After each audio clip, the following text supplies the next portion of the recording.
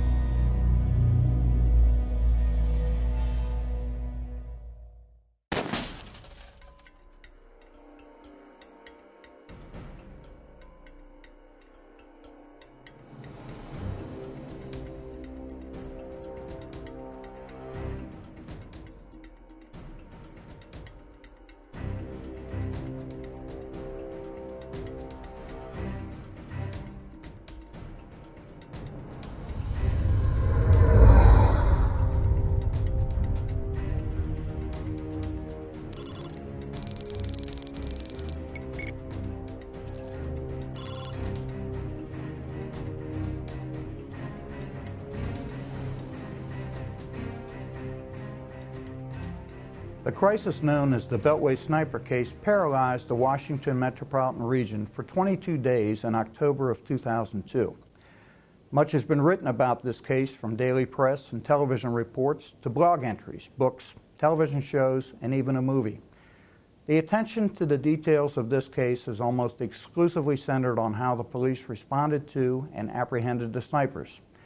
Other articles and books have been written on the media coverage of this case and the sensationalism that it caused, and still others have examined the concept of fear and how the media and public leaders, such as police chiefs, can raise or lower public fear based on their context of reporting. But little has been written about the impact of the Beltway sniper case on public and private transportation. This case study will examine the timeline of events that took place during this 22-day crisis. Here you will recall the horrific speed with which the shootings began and then expanded from one county in one state to the District of Columbia, and then another Maryland county, and then 3 counties in the state of Virginia.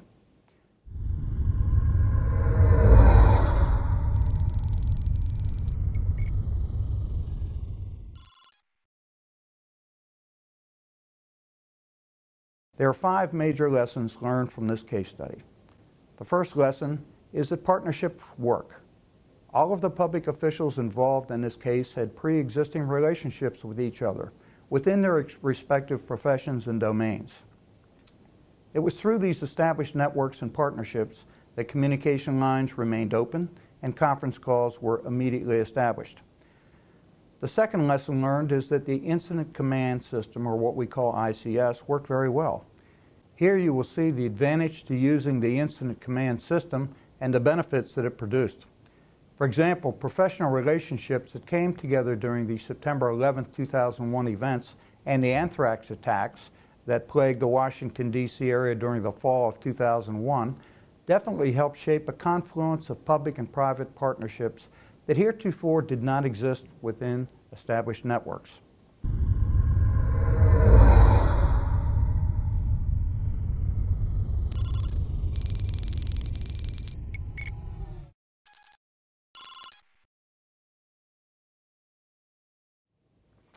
The third lesson learned is that a good relationship between management and labor unions can pay big dividends during a crisis.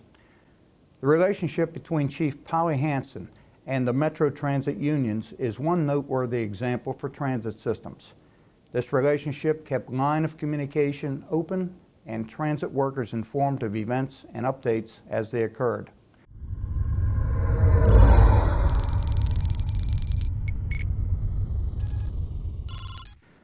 The fourth lesson learned is that the Joint Information Command concept from the ICS worked well. Montgomery County took the lead with a coordinated message developed by Unified Command leadership and the press information officers. This gave other transit systems in the National Capital Region cover as they maintained a low profile.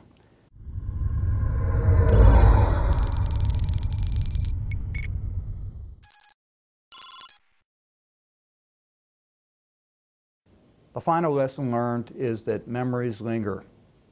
For days, months, and years after this crisis, the aftermath could be felt publicly as well as privately, especially with the families and the co-workers of the victims. The Beltway sniper case provides a unique opportunity to study the stages of a crisis and their potential impact on decision-making. A crisis is defined as a low probability, high consequence event. While many leaders can only see a crisis as a threat, a crisis also presents an opportunity for leaders to introduce lasting change and obtain funding that otherwise would not have come about.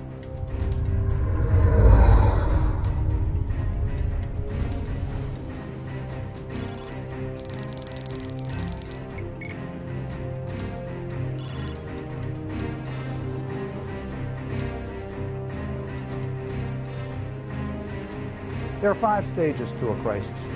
The first is the sleeper stage.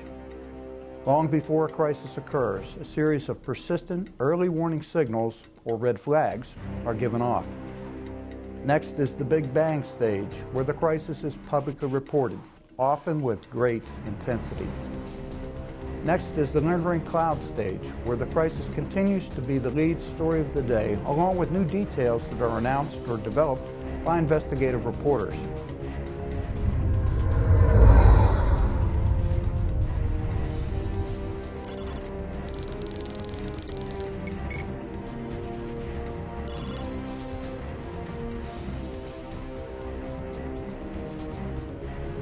The cleanup and resolution stage follows, where the intensity of the crisis begins to dissipate and the press begins to report the resolutions that are taking place.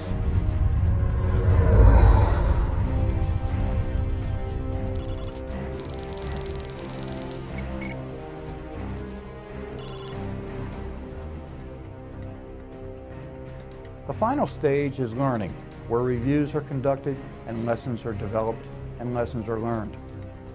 In addition to recognizing that a crisis presents an opportunity as well as danger, a decision-making framework can assist a leader in making decisions that carry risk, but they're also worthy of making. The decision-making framework used by many leaders in the public policy analysis is called PEAL-Q. The leader's analysis would consist of determining the impact of the decision on the following factors: political, ethical, economical, and legal. The leader would then do a quantitative analysis by assigning values. It could be something as simple as pluses and minuses that are assigned to each of the factors that are then added up, and then a decision is made if the risk or decision investment is worth taking.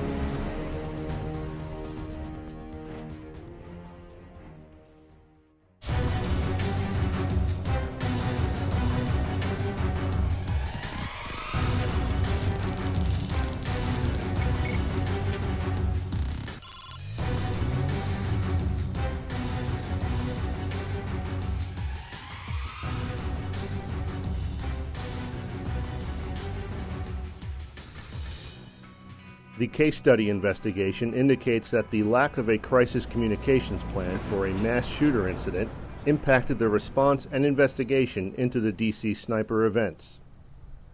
First and foremost among the decisions that could have been made differently was the decision to ignore early witness accounts that pointed to a blue Chevy Caprice and publicly announce a search for a white box van based on unreliable reports on day 12 of the crisis.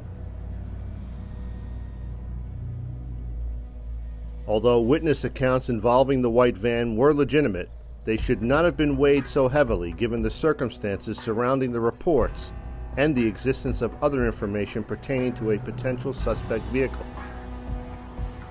Analysts should have noted that most cars and trucks in the area would have been fleeing the sound of gunshots.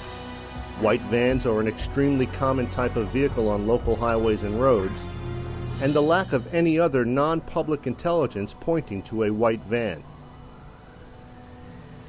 The operations-based decision-making methodology employed during the case study investigation of the sniper events suggests that efforts to identify and apprehend the perpetrators of the shootings may have been confused by the lack of a crisis communications plan that supported the communication of the right information to the media, enforcement agencies, and the general public.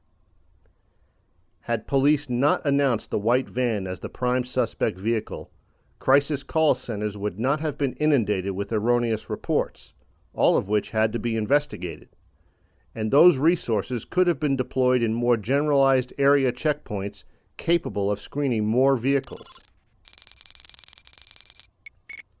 The second major decision that may have had a negative impact on the ability of law enforcement to both manage the crisis and apprehend the suspects occurred on day 16, when confidential communications from the suspects was allegedly leaked to the media. What very well may have been a deliberate leak, in the end, did little to inform the public and further antagonized the shooters, leading them to target a young child. The snipers are also known to have contacted police agency tip lines in an attempt to communicate directly with police officials.